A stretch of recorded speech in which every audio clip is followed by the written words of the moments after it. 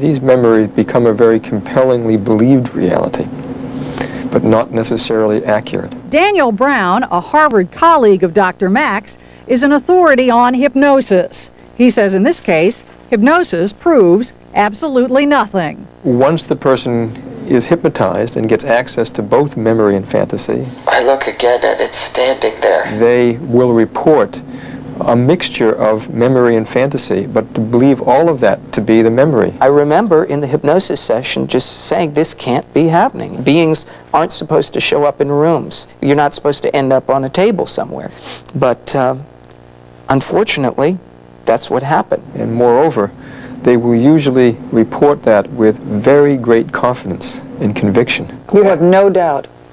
I have no doubt that something really bizarre happened to me. I think the danger is that if it's used a great deal, that it is helping people to believe things that it's not clear really happened. When you get some sort of correlation that, you know, as you're saying, like you and I, oh, you saw that too. For Rusty and other abductees, sharing their stories strengthens their convictions even more. But that's what persuaded me that the risk is, if everything is based upon the beliefs of a single man or woman or guru, the minute that man or woman or guru is discredited, then the belief system collapses. You've got an awful lot of people who have been very disturbed by something, who now look at you and say, you know, it's legitimate. And what if you're wrong? Well, then we'll certainly learn something interesting anyway, right? I look again and it's standing there, and it can't be standing there. I mean, how could it be standing there? When you change a person's memory, you're changing who they are. You're changing their identity. You're changing their sense of self. So if you were to find out tomorrow that these beings were never coming back, ever, the rest of your life, would you miss them? Probably I would. In a strange way. In a strange way, I would.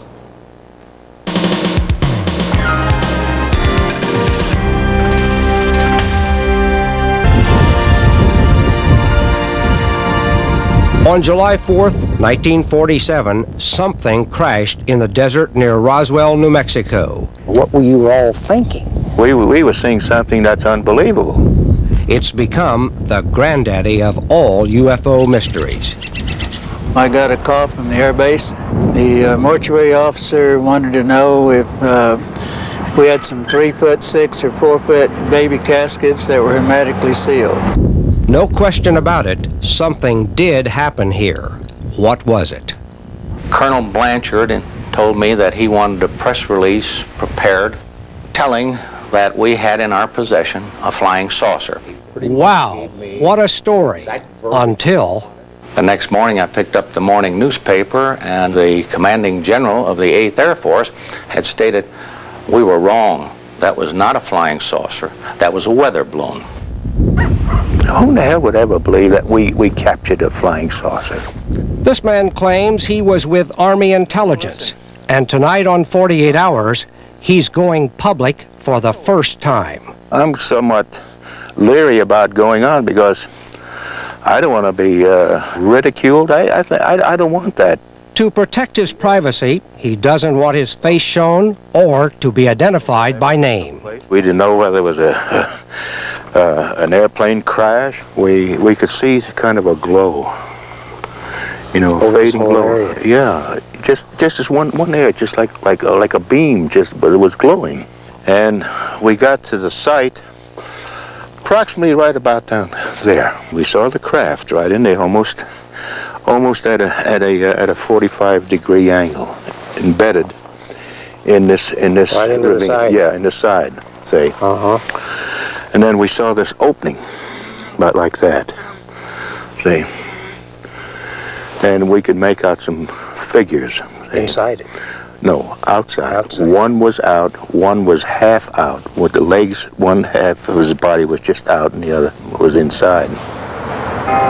Back at Roswell, Glenn Dennis, a mortician at the time, says he got several strange calls from a man at the airbase. The mortuary officer called back in about another 30 minutes and wanted to know what embalming fluid consisted. What would it do to tissue? What would it do to blood? What would it do to... then what was its components and how it would change stomach contents and all that. And at the base, then Lieutenant Walter Haut handled the press. That was the original press release that was put out. The phones were ringing off the hooks, everybody wanting to know all about the flying saucer that we had in our possession. Haut was there when the military brass did the about face. And this is the newspaper the next day. We said we had a flying saucer, and General Ramey said that he emptied our saucer, claiming it was a weather balloon. That is a picture of the weather balloon. Ramey's chief of staff has stated that the material coming from Roswell was taken out of the room and a weather balloon brought in its stead. If it was only a weather balloon, why did Mortician Glenn Dennis claim he was threatened? I took an airman out to the infirmary.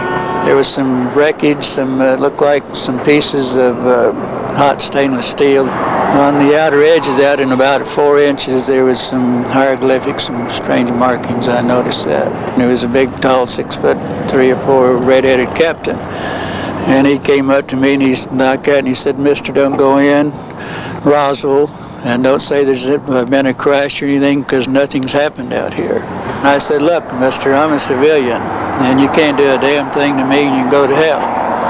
And that's when he said, "Mister, somebody will be digging your bones out of the sand." And why would Frankie Rowe claim she was threatened by an MP after she touched a piece of debris at a local firehouse? It looked like a wadded up piece of aluminum foil, but when it hit the table, it spread like